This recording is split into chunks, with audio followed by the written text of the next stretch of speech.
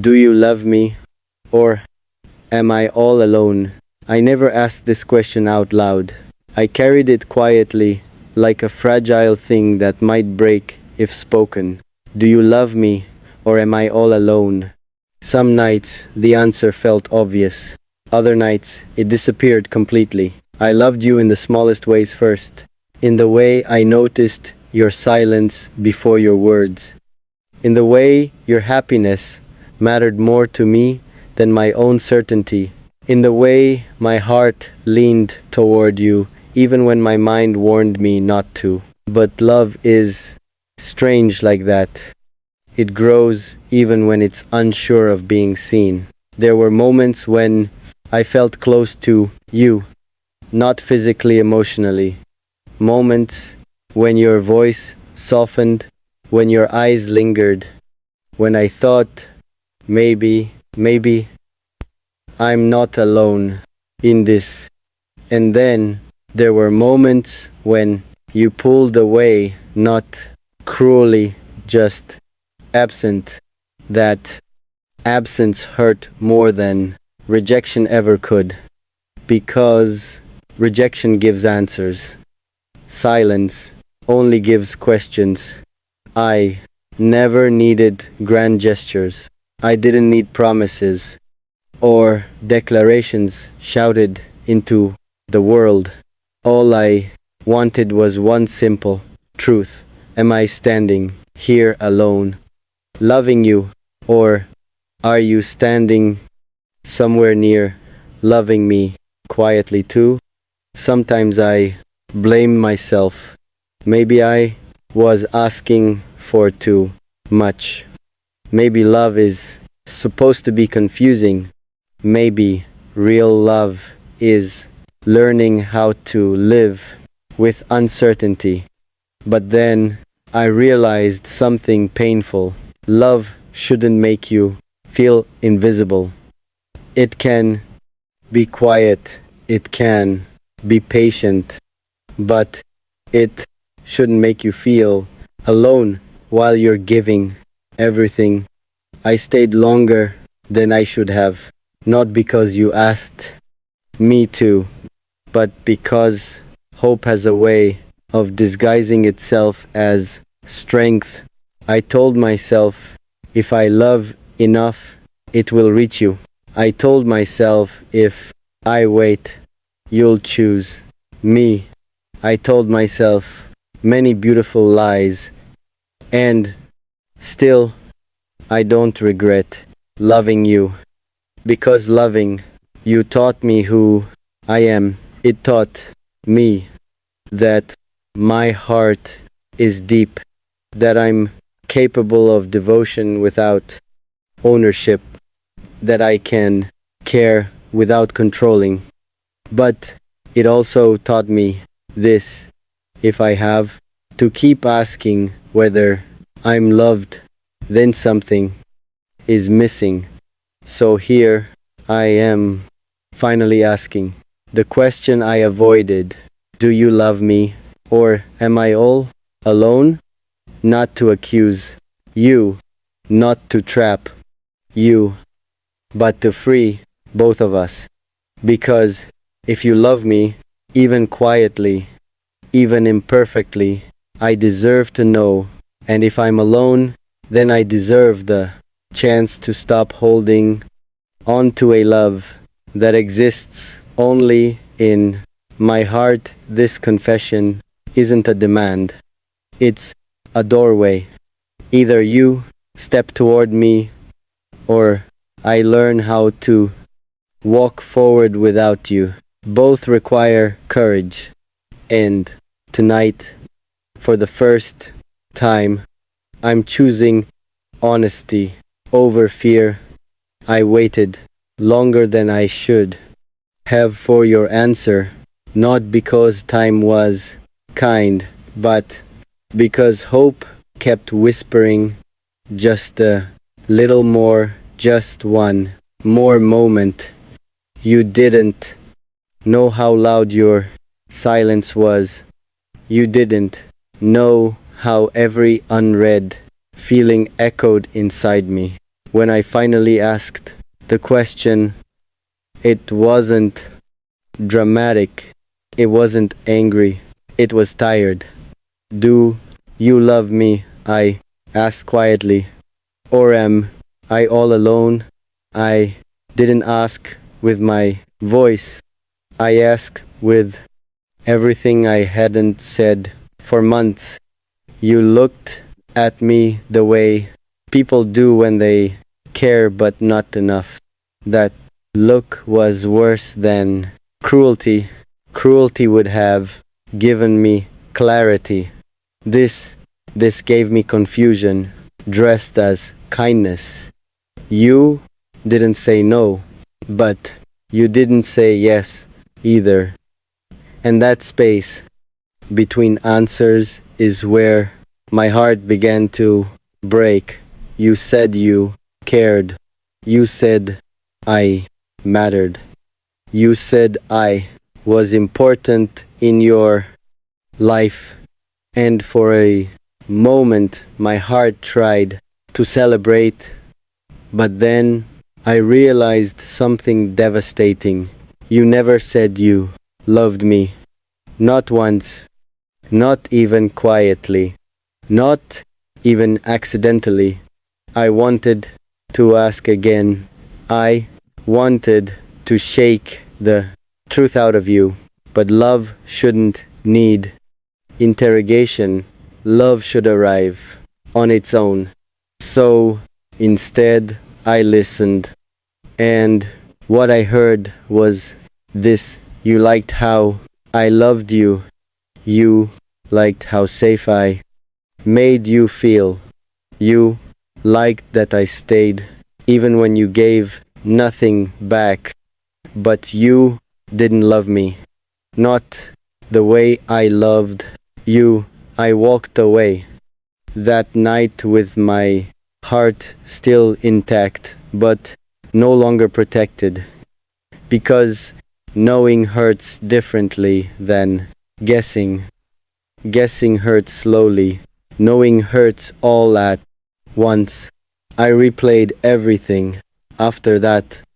Every message, every pause, every time I made excuses for your absence. I realized how often I had filled the silence for you, how often I had explained your distance to myself. They're busy. They don't know how to express feelings. They care just differently. But love isn't a puzzle meant to be solved alone. The truth came gently, and that's what made it unbearable. You never promised me anything. You never lied. You just let me love you without stopping me. And somehow that hurt the most. I started asking myself hard questions. Why did I stay when I felt lonely with you? Why did I accept half presence as intimacy? Why did I confuse emotional crumbs with connection? The answer was simple and ugly, because loving you felt better than being alone, even if it made me feel alone anyway. There's a special kind of loneliness that exists only inside unreturned love.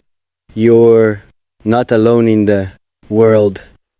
You're alone in the place where you expected to be met. That's where I was, standing in a space meant for two, with only my heartbeat answering back. I tried to pull away. I really did. I told myself I would stop caring so deeply, that I would give less, that I would protect myself. But love doesn't shut off on command. It fades slowly, like a light you keep forgetting to turn off because you're hoping someone will still come back into the room. Some nights I missed you fiercely. Other nights I missed the idea of you, the version I believed in, the future I imagined, the love I hoped you'd grow into. Letting go of that fantasy hurt more than letting go of you, and yet something began to change. I started noticing how tired I was, how heavy my heart felt from carrying everything alone, how much energy it took to keep hoping. Love shouldn't feel like survival. One day, without drama, without tears, without a final goodbye. I chose myself, not loudly, not proudly, just quietly. I stopped reaching first. I stopped explaining myself. I stopped shrinking my needs. And you didn't chase me. That was my answer. It hurt, God, it hurt. But it also freed me. Because now I knew I wasn't unlovable. I was just loving someone who couldn't meet me where I stood. I learned something important in that silence. Love that makes you question your worth is not love, it's attachment mixed with hope. Real love doesn't leave you asking whether you matter. I still think of you sometimes, not with anger, not with longing, just with a soft sadness for something that almost was, and maybe that's okay. Some loves aren't meant to last, they're meant to teach. So, if you ever wonder whether I loved you, yes, I did, deeply, honestly, without conditions. And if you ever wonder why I walked away, because I finally understood that loving myself meant no longer begging to be chosen, me alone. But in the morning, I put the mask back on because survival taught me one rule. If you want to be loved, don't be heavy. What I hid even from myself. There are thoughts I never shared with anyone, not because they were dangerous, but because they were honest. I often felt replaceable, like if I disappeared, people would adjust faster. Then they would miss me, like my presence mattered only as long as I was useful. I hated myself for thinking that way. So I buried those thoughts deep. I stayed busy, overworked, overavailable. I said yes when I wanted to say no. I showed up even when I was exhausted because if I stopped, I was afraid everything would catch up with me. And then one night it did. I was alone, scrolling through my phone, watching other people live lives that looked full relationships, celebrations, happiness captured in perfect frames. And for the first time, I admitted something terrifying. I didn't know who I was without the mask. I didn't know what I wanted. I didn't know what I felt beyond tired. That realization hurt more than loneliness because loneliness implies absence of people. This was absence of self.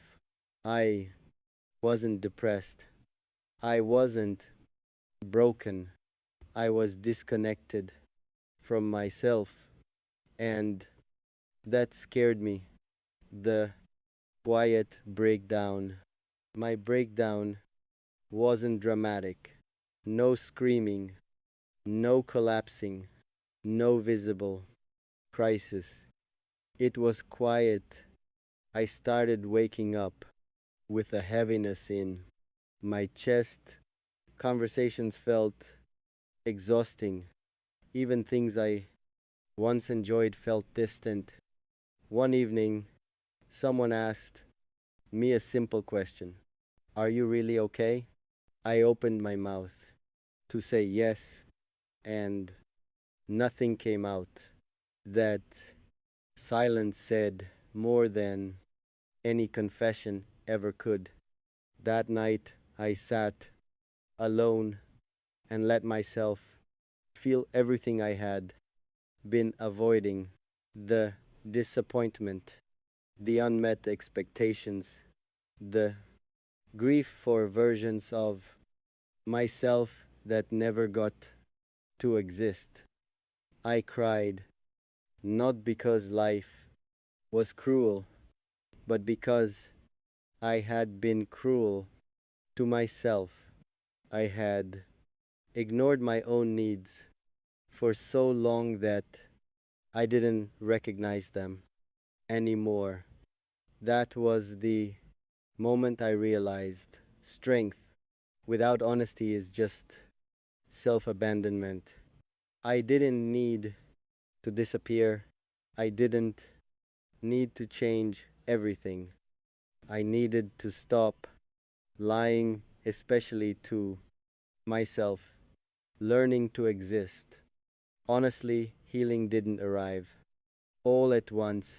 It came in small, uncomfortable choices: saying I'm not okay without explaining, saying no without guilt, letting people misunderstand me instead of over explaining.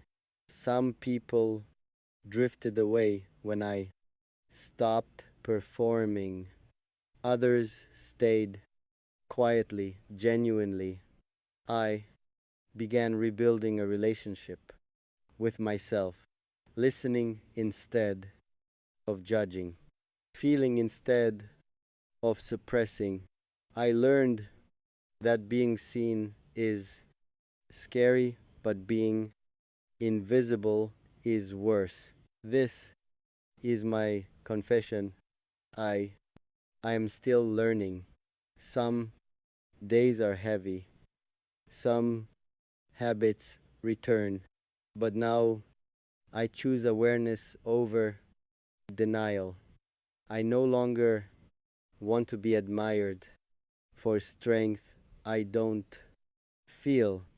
I want to be known for honesty I live with. And if you see yourself in these words, know this: you are not weak for feeling deeply. You are not broken for being tired. You are not behind for taking your time. Sometimes the bravest thing you can do is stop pretending and stay.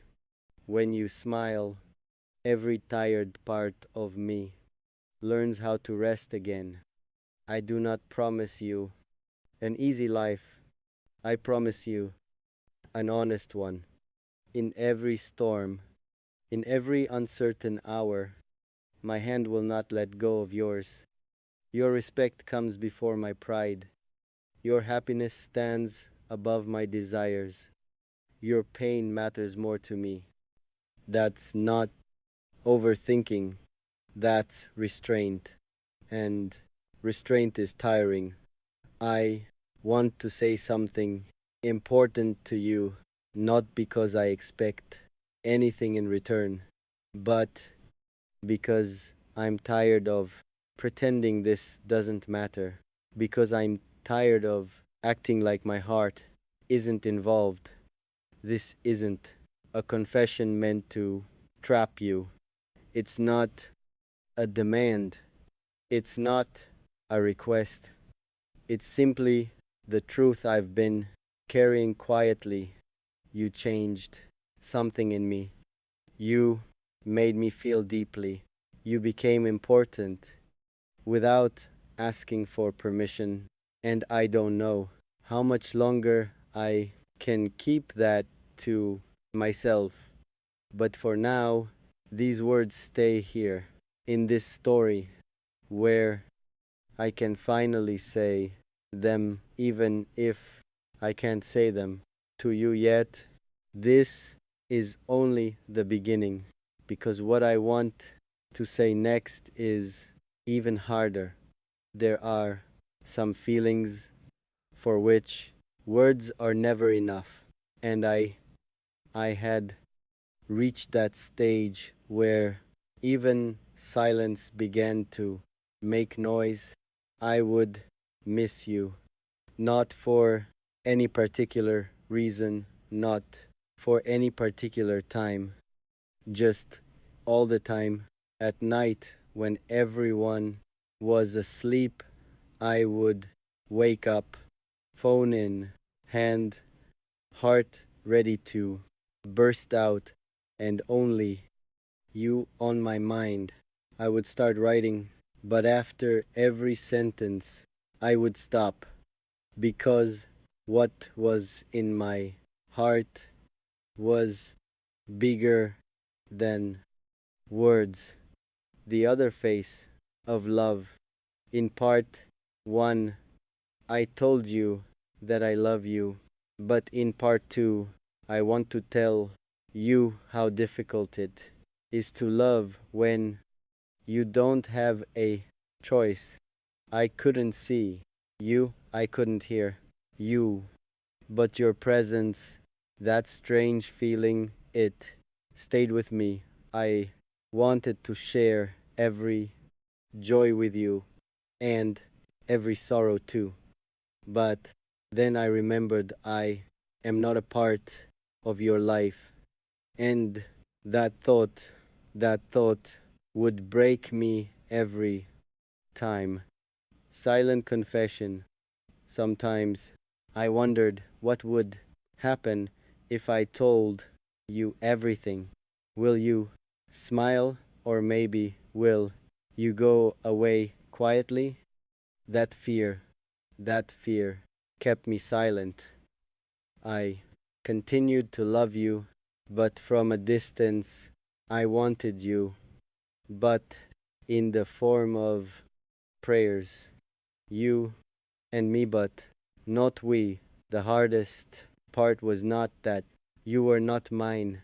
The hardest part was that I was yours.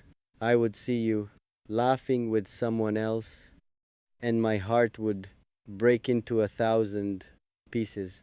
But the smile on your face, because seeing you happy was part of my love. I didn't want to lose you, but I didn't want to imprison you either, where words ran out. And then came the day when I said to myself, no more words, no complaints, no questions, no resistance, just acceptance. Acceptance. Some loves are not meant to be fulfilled, they are meant to be felt.